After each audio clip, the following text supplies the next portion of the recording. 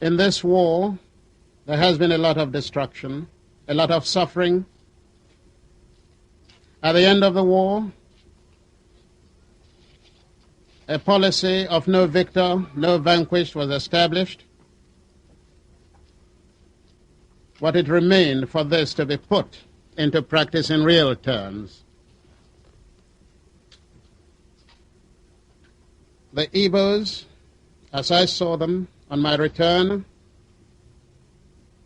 would seem to suffer some disabilities still.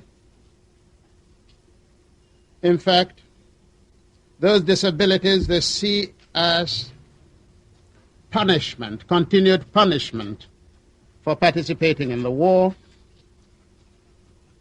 And in a country where we're all striving to forget the past and move forward to a brighter future, this constant reminder, this constant punishment, this constant reproach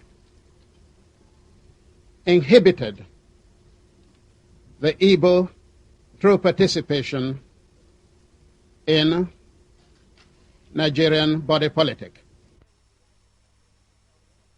They would like to feel that in Nigeria they could aspire to any position. They would like to feel that there are no limitations to their contributive capacity in Nigeria. They would like to feel that they could be appreciated fully in Nigeria. They would like to feel that they could be honored in Nigeria for their contribution. In short, the Igbo would like to feel that one day an Igbo could become president of the Federal Republic of Nigeria.